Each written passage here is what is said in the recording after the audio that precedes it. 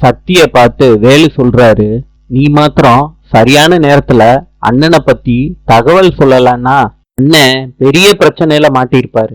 அப்படி ஒரு பிரச்சனையில அண்ணன் மாட்டினா அது அவருக்கு மாத்திரம் பிரச்சனை கிடையாது, இது நம்ம குடும்பத்துக்கே பெரிய அசிங்கம். அதனால அப்பாவுக்கு எவ்வளவு பெரிய கெட்ட பேர் வந்திருக்கும் தெரியுமா? அப்பாவுக்கு அரசியல்லையும் கெட்ட பேரா இருக்கும். நல்ல வேலை, நடக்க வேண்டிய பெரிய விபரீதத்தை தடுத்து நிப்பாட்டிட்ட. ரொம்ப தேங்க்ஸ் சத்தி. பரவாயில்ல வேலு, தேனக்காவோட அவ்வளவு நகையும் வித்து கடத்தல் பிசினஸ் பண்ணணும்னு உங்க அண்ணனுக்கு என்ன அவசியம் வந்துச்சு? நேர்மையா எந்த தொழில் வேணாலும் பண்ணலாம், இந்த கடத்தல் பிசினஸ்லாம் உங்க அண்ணனுக்கு எதுக்கு?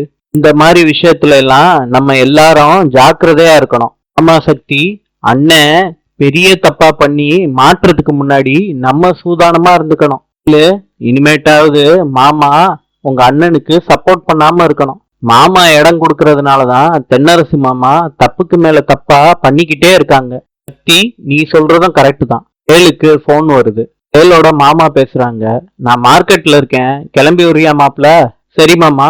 சக்தி, மார்க்கெட் போய் மார்க் மாமாவை பார்த்துட்டு வந்துடுறேன். சரி வேலு. சக்தி அவங்க ரூமுக்கு போறாங்க. அத்தையோட சலங்கை பொட்டிய பாக்குறாங்க. அதுல இருந்து சலங்கைய எடுத்து வச்சுட்டு வேகமா போறாங்க. பரஞ்சோதி அவங்க ரூமுக்குள்ள போறப்ப அந்த சலங்கைய பாக்குறாங்க.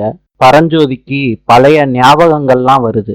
நினைச்சு கண்ணீர் விடுறாங்க பரஞ்சோதி. இப்ப சிவபதி கூப்பிடுறாரு. பரஞ்சோதி ரூமுக்குள்ளே இருந்துகிட்டு மாமான்னு கத்துறாங்க.